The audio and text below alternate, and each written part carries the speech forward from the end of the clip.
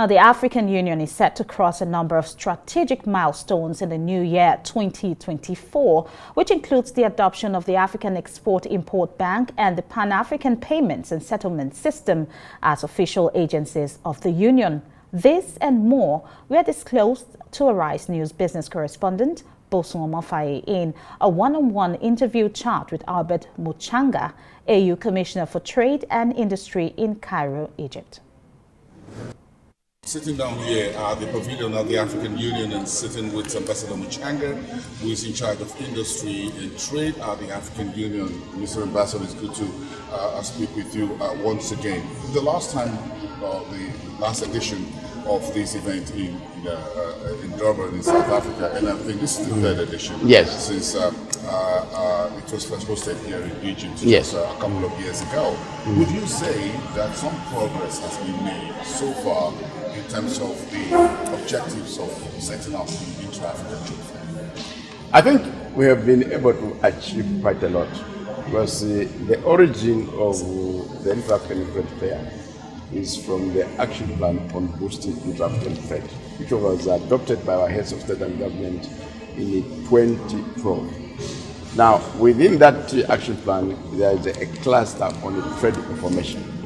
So when you create a platform like this, you are bringing exhibitors from Africa and other parts of the world. And not just the exhibitors, also bringing in buyers of products so that they can really sell those to the final consumers. So transactions emerge as a result of that. So the number of participation, the value of the transactions emerging show a very good growth. In 2018, we targeted the business-to-business transactions of $25 billion. It came to something like $32 billion. Then in 2021 in Durban, we had the business-to-business deals of $42 billion US dollars. This time we are targeting $43 billion US dollars. Yes, and that's very encouraging.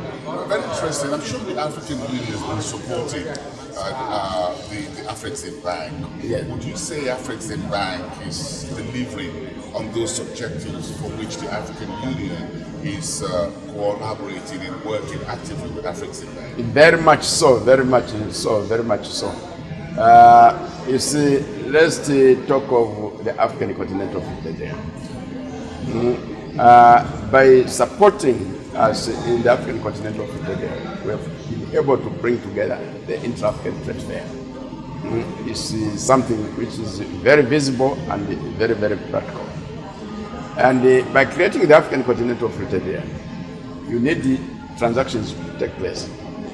Way back in 1963, when our leaders formed the Organization of African Unity, they made a call that we should come up with a payments and settlement system. The African Export-Import Bank has come to the front to really establish that Pan-African payments and settlement system. It's working, and it's going to facilitate everyday trade in the local currency, the net settlements only in foreign exchange. And that is going to save us close to about $5 billion US per year in business-to-business transactions. And also going to increase intra-African trade. So this is just these are just a few examples of how the African Export-Import Bank has risen to the challenge of coming with us to collaborate so that we work together to promote the development of Africa in the field of trade. They are a financing arm, we are a policy arm. So the combined policy and the finance, that has been achieved. Is the African Union thinking anytime soon of adopting Afrexim Bank as an arm of the African Union? The African Export Bank has applied together with the African Trade Investment and the Insurance, Development Insurance, ATD. That issue has been considered by the policy organs. We hope that there will be a final decision coming up in February next year. Now, when we admit the African Export-Import Bank and the ATD as specialized agencies of the African Union, we shall give them the political clout that they will use really to market themselves and be able to mobilize more money from the rest of the world. And when they do that, they are going to ensure that they own land to entrepreneurs across Africa. And Africa as a continent is going to prosper faster. Trade is under your portfolio, yes, as well as industry. Yes. So we talk so much about trade. So talk to me about industry, the industrialization of the African continent, and how it's been part of the conversation, the portfolio that we need to develop the continent. Well, let me indicate that I've got a wider portfolio. The official position is economic development, trade, tourism, industry, and minerals. You must be a very busy man. Yes, but surviving somehow. So, trade and the industrialization are linked together. When you look at the global scale, 52% of international trade is composed of manufacturing goods. And when you look at the intra-African trade, 42% of intra-African trade is composed of manufactured goods. So, all this means that for us to prosper, we need to industrialize. And the further impetus for industrialization is the fact that with our historical dependence on the production and the export of commodities, we have been losing since the 1970s our share of global trade. It used to be around 6% in the 1970s. Right now, it's about 2.3%. So we have initiated a study on export development and diversification across Africa, so that we increase our share of global trade and also increase intra-African trade. And to do that, you need to productive transformation, you need to industrialize. And my message to manufacturers is that when we move into industrialization, let's not just focus on imitation. It's a starting point.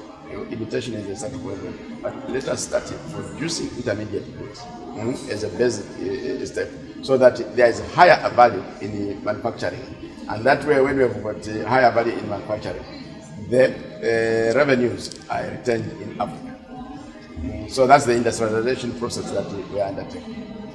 My final point in this chat with you, Albert Muchanga, was what the 2024, the new year, looks like on the agenda for you in your portfolio at the African Union. What are the specifics you're looking to achieve in the new fiscal year 2024, starting in just about 60 days from now? It's going to be very, very, very busy. Let's start with the industrialization. We have got what we call the African Commodity Strategy.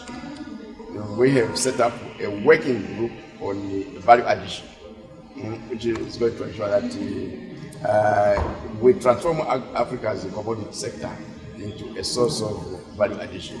So that is the activity number one. Activity number two, the African Continental Free Trade Area has elements that can move us to an African customs union or common market.